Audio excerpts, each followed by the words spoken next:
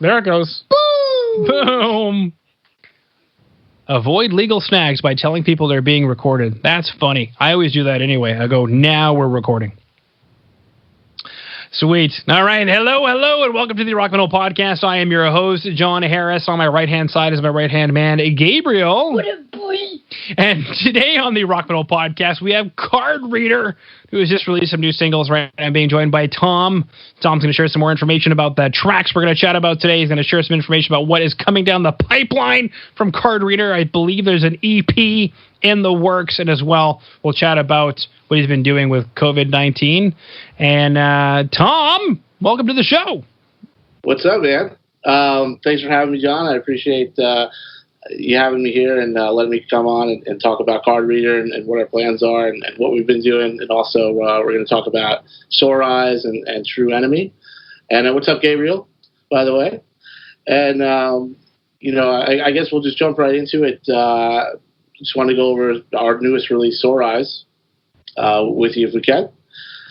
And, Sore Eyes is basically a song about coming together and learning from a loss. That I had a friend that had passed away tragically about 2 summers ago, and he was actually my guitar teacher at the time, and I was just I had come off of the ashes of a project that didn't work out, and I put about 6 years into my life and into a musical band that I was I was in for a long time, and things didn't work out, so I decided to revamp myself. I wasn't a guitarist originally. I played around every once in a while. I have owned guitars, but I decided to pick up the guitar at that time about 2 summers ago, and my guitar teacher, my original guitar teacher, he really believed in me and wanted to be a part of what I was trying to do. It was my goal to create my own musical path, no matter how I got there, no matter what that meant, whether I was going to fail or succeed or, make a fool of myself or do something cool, whatever it was, I was going to do my own thing and be my own musician and build my own road to where I wanted to go in music. He passed away about 2 months into that process. And, it was something that really kind of struck me down at the time. And I knew that I wanted to translate that energy into something positive later on when I got my skills up to par and I was forming my own band. And, fast forward to, 2 years later, I started Card Reader, founded the band, and it was just me at first. It wasn't, we have a debut. Our debut song came out in February of this year, and I was the only one doing the project at that time. The first 3 songs, including Sore Eyes, are all studio tracks by me, and there wasn't any band members in the studio for the first 3 releases. Things are different now. I have a band, and our new EP has a full band in the studio that recorded it. But just to give you an example of the kind of path, I was kind of I just said, hey, so originally I was a drummer, so I kind of picked that back up as well. I learned guitar. I've always been a singer, so those are some elements. Got some help from my producer along the way, and turned it into 3 strong singles to launch a project with. And by the time my second single was out, I had a full band ready to play shows, which was great. As you know, COVID-19 strikes, and by the time I'm looking to play a show, I book a show, I got an opening spot for an established band. I'm ready to make my mark in the local New York scene, and COVID happens, that show gets postponed, as well as every other concert. How it went. So ever since then, I've just been kind of like, okay, here comes another single, and then that was True Enemy that followed, and that was in May 12th. We dropped True Enemy, and then July 1st, about 2 weeks ago, we dropped Sore Eyes to make it our 3rd single, and I think that it's been great the last 2 weeks because we've gotten our name out there. Obviously stoked to be on your podcast and talking about it. I think is a win because I didn't know if anyone would be interested at all. So I kind of just have been on a kind of like a little bit of a roller coaster the last month or so. Just another one opportunity after another has been coming my way, and I've just been taking advantage of it and spreading my music around, and got a lot more exposure than I had originally thought coming up to this point. And I'm just happy that some people are checking out the music. And our band grew from a 3-member band to a 4-member band over the last week, so we're pretty much fully equipped and ready to go for shows for whenever it comes back. I guess 2021 is going to be when the first Card Reader show happens. But I mean, Sore Eyes, if you listen to it, if you've suffered any kind of traumatic loss, and I wanted that song to be an inspiring feeling and a motivational song, something that will give you courage if you feel like you're not in a good place. And mental health is a big thing for me, because and I'll go into this with True Enemy as well. Is a lot of the themes that I want to make my music, especially if especially the more people that become aware of Card Reader, is that I want to spread a message of mental health awareness in music. And I think a lot of musicians are suffering from mental health issues that we may not know about, or that we may find out about too late, and things of that nature. So it doesn't have to be just music; it could be anything you're doing or any person that you're interacting with. There's mental health issues everywhere, and I want to spread that kind of message with my lyrics and with my music. I want it to be fast pop punk and happy music, but I also want to reflect on what we don't like to talk about as well with the style of music that it is. And I put heavy emotions into the lyrics. I've always been an emotional songwriter, but the music, the emotions that you hear in the songs are real emotions that I try to find. I try to dig deep, and I try to find a real place where I can take those emotions and put them into a song and make somebody else, listen to it and feel like they've been there, or feel what that kind of pain actually is like. Because nobody really likes to talk about emotional pain, and it's I know that most men don't like to talk about pain. It's like, don't want to seem like don't want to seem emotionally weak or whatever.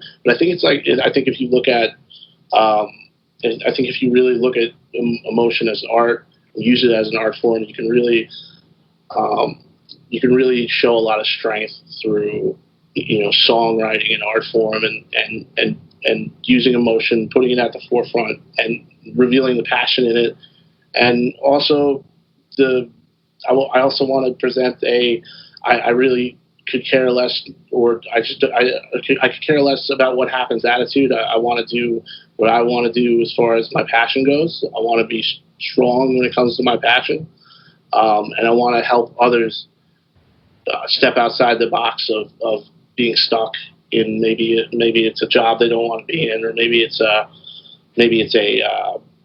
lifestyle that they're in. Maybe it's not their fault, or whatever it is. I want people to be able to listen to Card Reader and feel motivated to say, okay, now it's, I don't care how old you are. You can make changes in your life that can make you a happier person.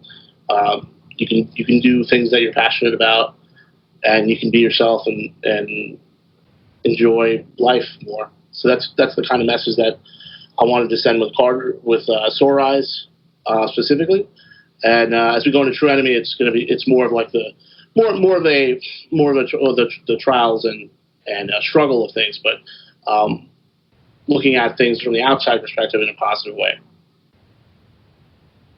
Yeah, absolutely. I mean, the funny thing is, you mentioned is a lot of emotion and being able to convey that lyrically and musically. And my note, actually, Tom, no joke, on Sore Eyes is nauseatingly catchy and emotional. Oh, thanks. And I hope you take that as a compliment, that you somehow managed to make me cry and at the same time sing along at the same time. And, before you got into it, I didn't understand necessarily what Sore Eyes was particularly about, but I understand it now. And I mean, it must be absolutely incredible to know somebody for a couple of months and then have them have that level of impact. And I guess really my big question out of hearing your story, Tom, is it's a big question. How does it feel to go from where you were at, say at that funeral, to now having a band with you, a band name, a pillow in the back with the freaking band name on it, and some dude in Canada somewhere saying, I think I get what you were trying to do. And by the way, how did you learn how to play the guitar so emotionally well in such a captivating way in just a couple of years? Well, but I guess my bigger question is, how does that feel?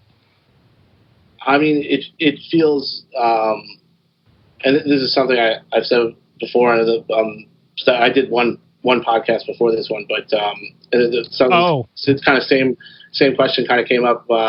Basically, I would say it feels amazing. Really, if you can build your own thing up and you have, you really if you let go of like the fear of it all. If you just let go of like what, and if you just say, fuck it, I'm gonna go do this 100%, and I don't care what it means. Like I don't care if it means something. I don't care if I'm missing an opportunity or not, I don't care if it means something I'm not passionate about. I'm going to lose an opportunity there. It's a great feeling to go to. When I originally got the first song done, and I was like, I didn't even have a band at that point, but I drove myself out to New Jersey because there was a specific producer I wanted to work with, and usually his name is Nick Barisi, and he played in a band called Band Overboard, and it was a really, really popular band, one of my favorite bands growing up, and I really wasn't sure if he was even going to work with me and even take my project. So I was I didn't know how to. I'd never done it this way before, so I was like, okay, well, if I'm going to do it this way, I have to be 100% confident in myself, and I can't, if somebody tells me no, I'm just going to go somewhere else, or if whatever issues I run into, I'm not going to give up on it. I'm just going to keep doing it. I've failed before in music. I failed enough, in music. It's time for me to not care about failure, and it's time for me to be the one that's supporting and believes in me. I feel like you really have to be your first fan, like to get it going the right way mentally.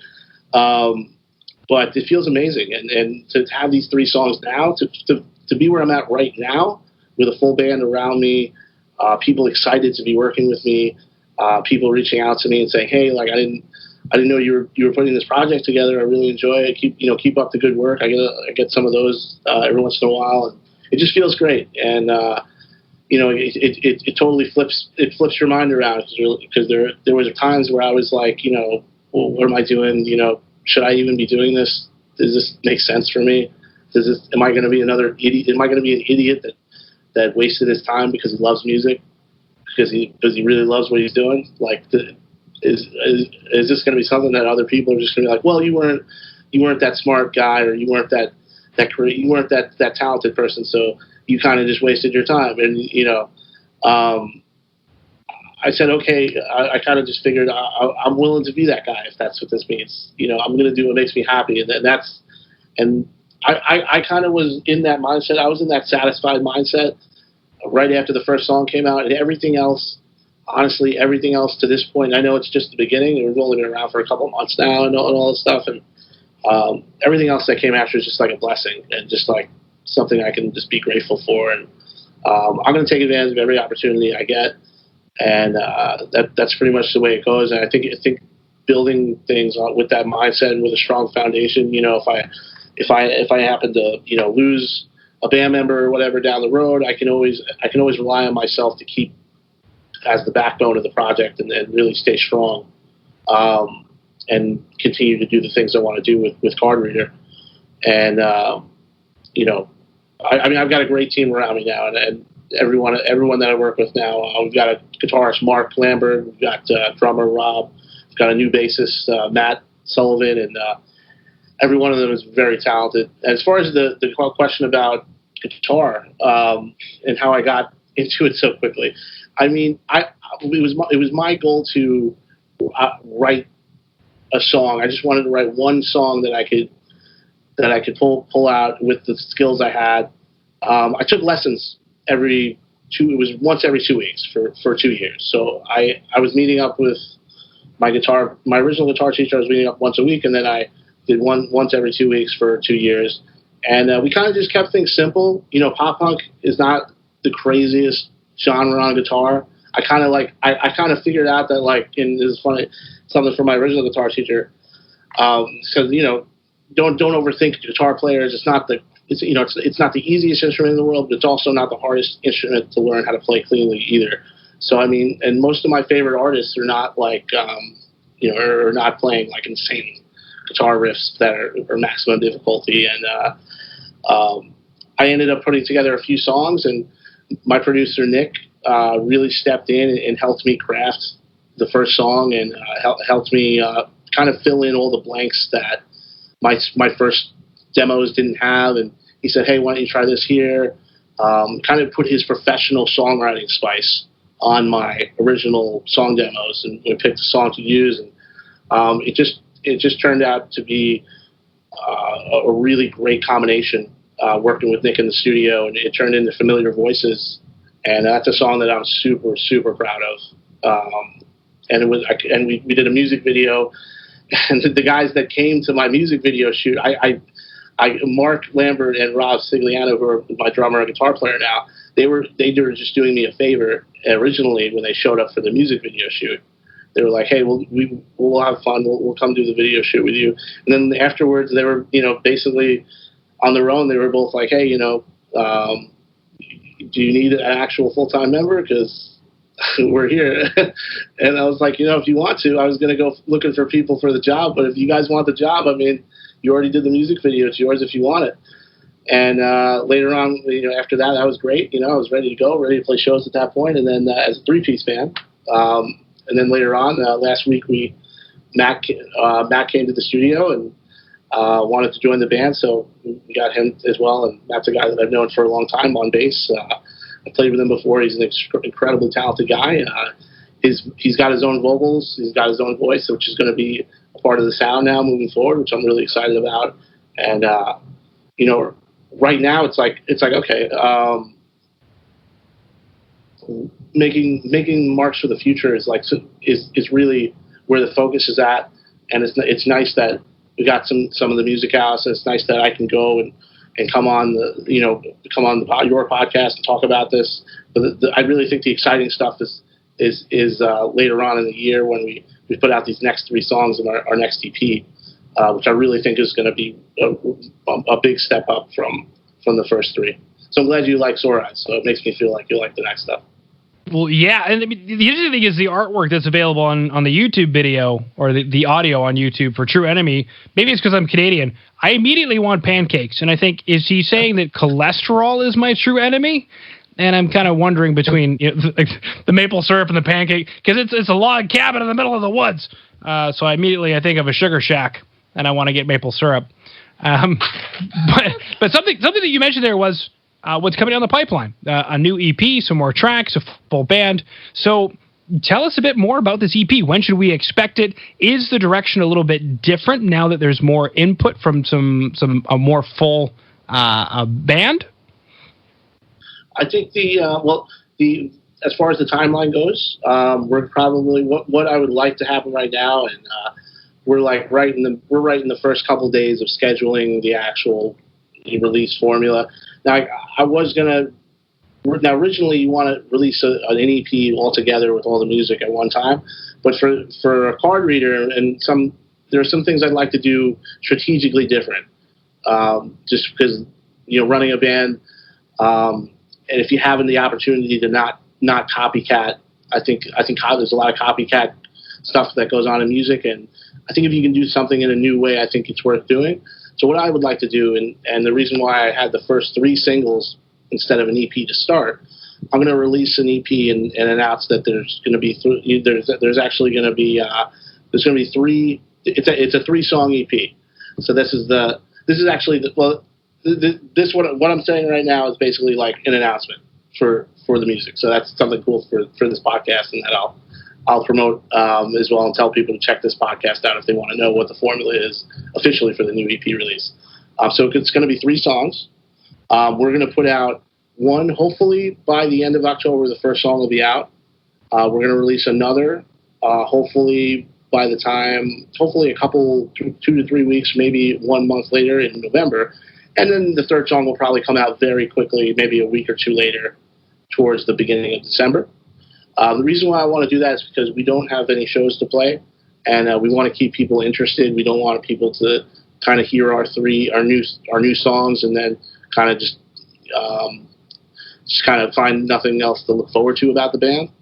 So I think if we spread out the release and just add the songs to the EP on the internet and Spotify and our streaming databases, what we'll do is keep people interested. And by the time we release that third song in December, we'll probably have plans for another release in the works. So, and as well as hopefully at that point in December, I would hope that we know when a live show is going to be, because that's really all we're doing is we're building up momentum to a first live show and then after. So, as far like I see a lot of bands playing online on the internet, but I think for Card Reader, I think that there needs to be a special, anyone who appreciates the music should be at a live show in person and really be able to enjoy it, and go all out. And I think that's what I'd like people to do if they enjoy the music. I want them to have that emotional punch that they can let out when they're at the show. And I think that if we hold off on any kind of internet gigs or whatever it is, or streaming performances, things like that, and then just have a official first show where it's real, it's live, it's in front of people, and people can have fun, I think that's going to be the way to go for us. At least at this point in time, anyway. That could change, but we'll see. That's kind of my game plan at the moment. Now, as far as the direction of the sound, Card Reader, every song on the new EP is a little different. So when Card Reader was originally created, I didn't want to be a pop punk band that sticks to the same formula every song. So we have a song that's like, I'll put it this way, we have a song that's very like upbeat and very will get you excited and pumped up. We have a song that really is powerful emotionally, and we have another song that's very even a little bit more experimental in the pop punk world. But I don't want to give away too much, because I think the listener will kind of understand the changes when they listen to the 3 songs. They all have differences, but they all have similarities, and that's something that I'm proud of. As a songwriter, is that not every song is going to be so close to one another, and something that's going to be make writing for the band a lot of fun in the future. Okay, very, very freaking cool stuff there, Tom. Now, normally we'd be spent. You mentioned shows. We've kind of been joking a little bit on the podcast here about properly socially distanced wearing masks shows, which I don't know how you have a mosh pit at 6 feet apart or whatever, but I guess we could try. But I mean, you bring up some really good points, because especially at this time of the year, normally we would be chatting about those kinds of things. So normally I'd be asking, what have you been up to this coronavirus time frame? But it kind of seems like we've already gotten the gist of it. So more or less, what I was curious about. Well, never mind. I was going to ask how you put a band together in the middle of coronavirus, but you kind of already mentioned that as well. So, I mean, I guess another question is, until things kind of resume a little bit back to normal, it almost seems like you've taken this situation and you've made it your bitch. I mean, you put a band together and you release songs as singles and release an EP and made music videos and got a band together, and now you're on my little tiny show somewhere in the universe somewhere. It really seems like you've taken a situation and you said, that's cool, this is what I've got. Hey, universe, check this out. I'm about to bend you or something, like... Well, I never want, like, I was talking to a couple of people in the music business, and some people had warned me not to release my songs, and I was like, oh, that's not going to happen, you know. And I'm Tom. You know who I am? I'm Tom. All right. Well, you know, I think like when you're like me and you've done a lot of work, you know, like I was building up to the project. I was like waiting for 2020 to happen because I was building up Card Reader and preparing myself for Card Reader and really creating it behind the scenes and not saying anything about it. You know, I even had a post that was like, oh, I can't believe it's 2020. This is going to be a great year. I'm so excited, you know. And then a month later, it was like the worst year in history officially. And, you know, yeah. Is that, Tom? I don't know. But, yeah, I've kept the belief that, you know, Card Reader can thrive, especially Card Reader, because I call Card Reader like a 2020 birth band. Like, we're a special brand of band now, and because of this whole event, and being that we can't play shows does put Card Reader in a special position of, okay, well, you can't play shows. What else can you do? And I think there's a lot that you can do, and a lot of, you know, I think going to the studio is, you know, we fast forwarded our studio plans. Like I was going to go and wait a little bit before the next EP, but being that we can't play shows, I figured might as well just keep the show rolling and go back and as soon as we could, and as soon as you know, I had material ready, I went back and we got my band together to go to the studio and record the new EP because you know, there is a lot you can do. I think that I don't want to use COVID-19 as an excuse that I can't make my music career better or I can't start my music career. It's just nonsense. People are out there listening to music, and I really, you know, I love being a recording artist, and I want people to be, you know, people that are stuck at home to maybe come across my band and find someone new to listen to and maybe enjoy it. So, and you know, the reason why I'm, you know, I'm going out and I want to do any podcast I can and go, you know, get discovered in any way I can is so someone else that, you know, maybe needs a new band or somebody that does enjoy the music will hear it. And, you know, music has that ability to help people, and I want to be able to do that as much as possible. And I just want to stick to the course, stay the course with this. And I don't want to say, oh yeah, you know, we had to delay my band. We started Card Reader in 2020, but we didn't do anything until 2021. You know, well, you know, figures, right? You know, no, I want to say that we did a lot in 2020 that built the foundation for what we're going to be in 2021 and 2022. And, you know, we're all, I mean, honestly, the energy at the studio last week, and the reason why I was trying to get this book today with the Rock Metal Podcast is because I wanted to talk about like the energy that we just experienced in the studio as a group. You know, it was, you know, the first 2 times I went there to record the first 3 songs, it was just me, so there's only so much energy there. But to have a full band around me that was just, you know, thriving off the energy, adding their own elements, and really, you know, believing in what was going on there. And I can tell everyone's ready to go for shows next year, and going to be, you know, chomping at the bit for the first opportunity to play a show and show what we got, and really, you know, show the world what we can do as a live band. So I think we've got some really good in our lineup, some really good pieces for live music, and myself included. Not to be like talking myself up, but I love being a live performer. It's one of my favorite things to do. And you know, it's a special year, and you know, why not go out and promote your music and make new music and show people what you can do? You know, other than just, you know, I know a lot of people are live streaming and doing acoustic acts, but I want to try to focus on building up the bands to make sure the band has merch, make sure the band has efficient recordings, make sure the band has quality connections and networking the band. You know, trying to research and see what I can do see what kind of things that are you know, affordable for me, with what type of things that are reasonable for the band to do in the future that I'll be able to do once everything's back to normal. set those goals ahead of time and make sure that I'm keeping busy as much as I can while we're still in the COVID. Absolutely, Tom. You know, when you want to put your badge into the card reader, you want it to go green and let you in the door, baby. Yeah. Beautiful. All right. Well, Tom, that concludes all of my questions. So unless there's anything else that you wanted to throw out there, I just wanted to thank you for coming on to the Rock Metal Podcast. Thank you, man.